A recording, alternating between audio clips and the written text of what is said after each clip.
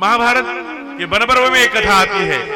एक ऋषि हैं, उन्होंने तप किया, इतना तप किया कि कई हजार वर्ष, और तप से जब उठे उनके थोड़ा तपा अहंकार हो गया। उसी समय चिड़िया ने, एक चिड़िया उनके सर पर बीट कर दी।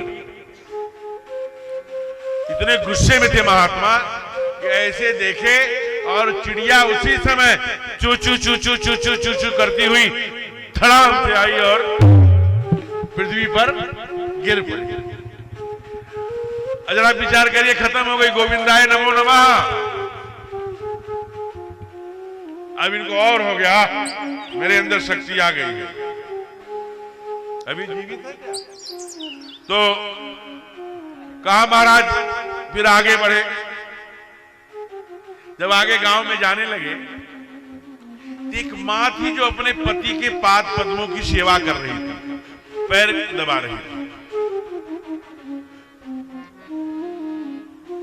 बाबा ने पुकारा, भिक्षाम दे।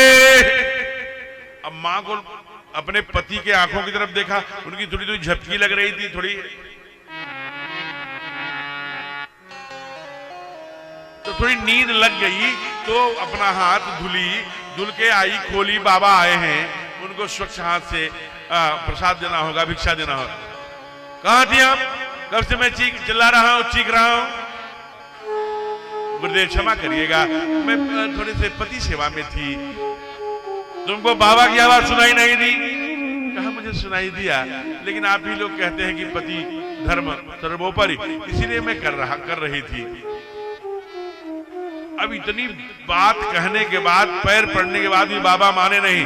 तुम समझती नहीं मैं ऐसा वैसा, बाबा हमें मत समझो, मैं अभी जल लेकर श्राप दे दूंगा तो जल के भस्म हो जाओगी। अनेक बार वह विनती करती रही मां, बाबा बार बार श्राप की बात करते रहे। अंत में मां से नहीं रहा गया। मां ने कहा, बाबा मैं वो जंगल की चिड़िया नहीं हूं जिसे आप देख दी और जल गई। मैं एक भारतीय प्रतिव्रता नारी हूं। एक ही नेम, एक व्रत पूजा नेमा, काय वचन पति पद, केवल एक निष्ठ होकर मैं जीती हूं। भारतीय प्रतिव्रता नारी हूं। एक बार हम भी देख ले। आपको क्या पता है, एकदम कांप गए ऋषि। जंगल में तो मैं था, वो चिड़िया थी, ये कैसे जानती हैं? हे देवी, आप कैसे जानती हैं? कहा, जैसे आपको शक्तियां तब करके मिलती हैं, वैसे भारतीय नारी को अपने पति के चरणों की सेवा करके मिलती है।